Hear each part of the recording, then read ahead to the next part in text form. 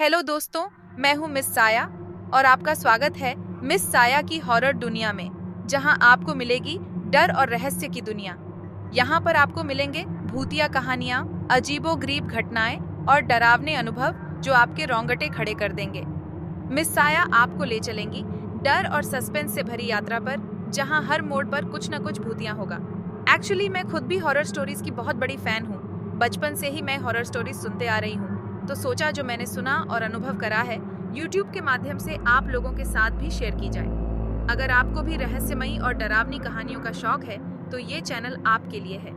Subscribe करें और घंटी के आइकन को दबाएं ताकि आपको मिलती रहे डर की ताजगी। सावधान रहें, दिल थाम कर रहें और मिस साया के साथ भूतिया दुनिया में कदम रखें। तो चलिए शुरू करते हैं आज की कहानी। यहाँ एक सच्ची भूतिया घटना का वर्णन प्रस्तुत किया गया है जो उत्तर भारत के हिमाचल प्रदेश के एक गांव में घटी थी।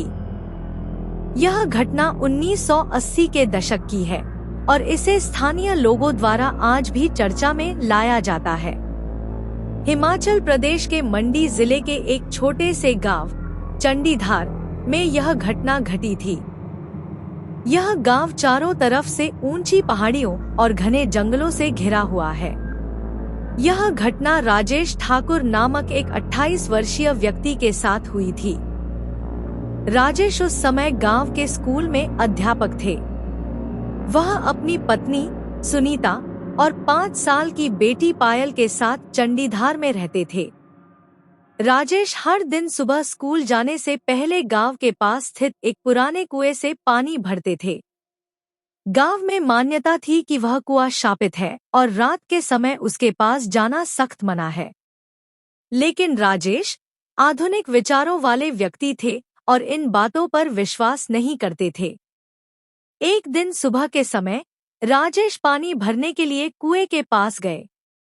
जैसे ही उन्होंने बाल्टी डोरी में बांधकर कुएं में डाली, उन्हें ऐसा लगा जैसे कुएं के अंदर से किसी ने बाल्टी को पकड़ लिया हो।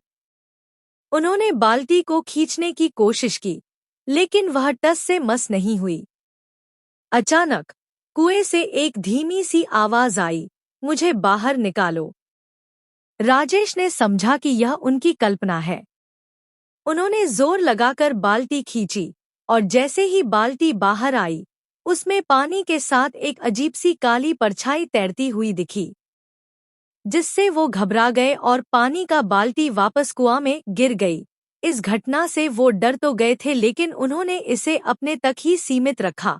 वो नहीं चाहते थे कि उनकी बीवी और बच्ची डर के साये में रहे। इसलिए उन्होंने खुद को नॉर्मल किया और दूसरे काम में लग गए ताकि वो उस घटना को भूल सके। पर नियति को कुछ और ही मंजूर था। उस दिन के बाद राजेश के घर में अजीब घटनाएं शुरू हो गईं। पहली रात को सोते समय राजेश ने महसूस किया कि कोई उनके कमरे में चल रहा है। उन्होंने उठकर देखा, लेकिन कोई नहीं था। उनकी पत्नी सुनीता ने भी बताया कि उसे लगा कि किसी ने खिड़की के बाहर से उन्हें घूरा। पर राजेश इस बात को ज्यादा न बढ़ते हुए अपनी पत्नी को समझाकर सुला देता है, पर खुद नहीं सो पाता है। इसी उधेड़ बुन में सुबह हो जाती है और भगवान की कृपा से दिन तो सामान्य ही बीतता है, कोई अजीब घटना नहीं होती। पर रात के 12 बजे राजेश को अचानक तेज ठंड लगने लगी। उन्होंने देखा कि कमरे में एक स्त्री की परछाई खड़ी थी।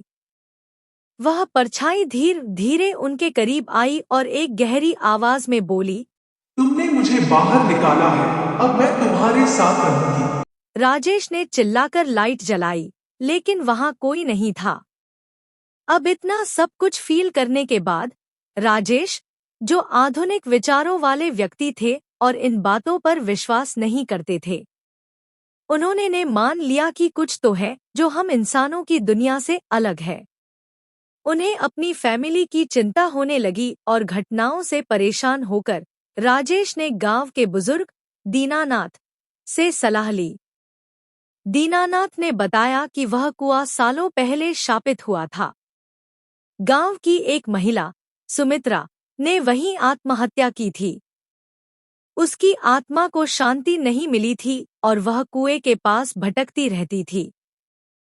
दीनानाथ ने राजेश को सुझाव दिया कि वे एक स्थानीय तांत्रिक बाबा श्यामदास से मदद लें। बाबा श्यामदास एक सिद्ध पुरुष थे, उन्हें इन सब चीजों से निपटना अच्छे से आता था। दूसरे दिन ही दीनानाथ जी बाबा श्यामदास को लेकर राजेश के घर आ जाते हैं। राजेश बाबा को सारी घटना विस्तार से बता देता है और बाबा स्थिति की गंभीरता को समझते हुए बिना देरी राजेश के घर पर पूजा का आयोजन किया। पूजा के दौरान एक शक्तिशाली ऊर्जा ने घर को घेर लिया। अचानक एक स्त्री की गूंजती हुई आवाज सुनाई दी, यह मेरा घर है, इसे छोड़ दो। तांत्रिक ने बताया कि सुमित्रा की आत्मा राजेश के घर से जुड़ गई है क्योंकि उसने उसे अनजाने में कुएं से मुक्त किया था। आत्मा को शांति देने के लिए विशेष पूजा करनी होगी। पूजा के लिए पूरे गांव को इकट्ठा किया गया। कुएं के पास एक बड़ा हवन किया गया। कुछ परेशानियों के बाद सुमित्रा की आत्मा ने भी मुक्ति को स्वीकार किया और आत्मा ने हवन के दौरान प्रकट होकर राजेश को धन्यवाद दिया और कहा कि अब वह शांति में जाएगी। उसके बाद से राजेश और उनके परिवार के साथ कोई अप्रिय घटना नहीं हुई। पर गांव के लोग आज भी उस कुएं के पास जाने से डरते हैं। आज भी चंडीधार के लोग इस घटना को सच्ची मानते हैं। गांव में कुएं को बंद कर दिया गया है और वहां पूजा का एक छोटा स्थल बना दिया गया है। यह कहानी न केवल भयावह थी, बल्कि आत्माओं और उनकी मुक्ति के बारे में गहरी सीख भी देती है। दोस्तों, आपको यह कहानी कैसी लगी प्लीज हमें कमेंट करके जरूर बताएं। तो बहुत जल्द एक और डर की सच्ची घटना के साथ आपसे मेरे इसी चैनल पर मुलाकात होगी।